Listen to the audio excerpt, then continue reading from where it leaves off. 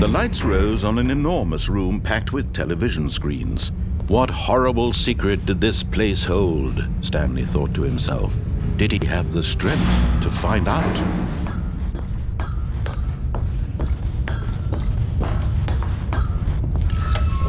Now the monitors jumped to life, their true nature revealed. Each bore the number of an employee in the building, Stanley's co-workers. Lives of so many individuals reduced to images on a screen, and Stanley, one of them, eternally monitored in this place where freedom meant nothing. This mind control facility, it was too horrible to believe. It couldn't be true. Had Stanley really been under someone's control all this time? Was this the only reason he was happy with his boring job? That his emotions had been manipulated to accept it blindly? No, he refused to believe it. He couldn't accept it. His own life in someone else's control? Never! It was unthinkable. Wasn't it? Was it even possible? Had he truly spent his entire life utterly blind to the world? But here was the proof, the heart of the operation. Controls labeled with emotions, happy or sad or content, walking, eating, working, all of it monitored and commanded from this very place. And as the cold reality of his past began to sink in, Stanley decided that this machinery would never again exert its terrible power over another human life. For he would dismantle the controls once and for all. Oh, Stanley, you didn't just activate the controls, did you? After they kept you enslaved all these years, you go and you try to take control of the machine for yourself. Is that what you wanted? Control? Oh, Stanley, I applaud your effort, I really do. But you need to understand, there's only so much that machine can do. You were supposed to let it go, turn the controls off, and leave. If you want to throw my story off track, you're going to have to do much better than that. I'm afraid you don't have nearly the power you think you do. For example, and I believe you'll find this pertinent, Stanley suddenly realized he had just initiated the network's emergency detonation system. In the event that this machine is activated without proper DNA identification, nuclear detonators are set to explode, eliminating the entire complex. How long until detonation then? Let's say 2 minutes. Ah, now this is making things a little more fun, isn't it, Stanley? It's your time to shine. You are the star. It's your story now. Shape it to your heart's desires. Oh, this is much better than what I had in mind. What a shame we have so little time left to enjoy it.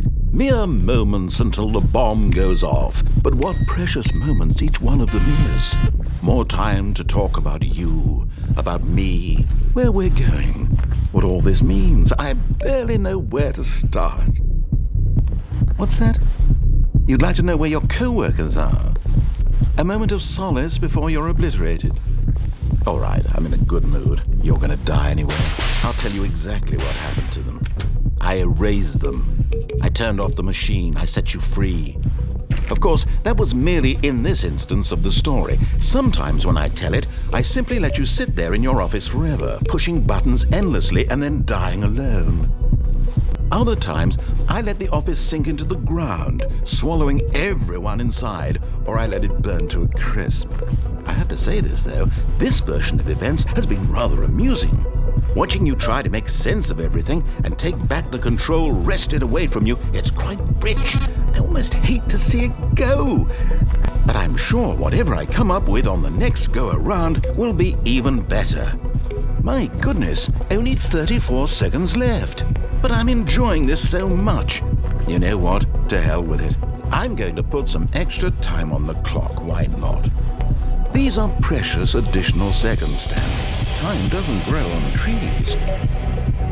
Oh dear me, what's the matter, Stanley? Is it that you have no idea where you're going or what you're supposed to be doing right now? Or did you just assume when you saw that timer that something in this room was capable of turning it off? I mean, look at you, running from button to button, screen to screen, clicking on every little thing in this room. These numbered buttons, no, these colored ones, or maybe this big red button, or this door. Everything, anything, something here will save me. Why would you think that, Stanley?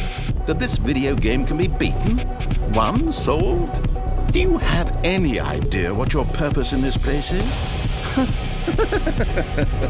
Stanley, you're in for quite a disappointment.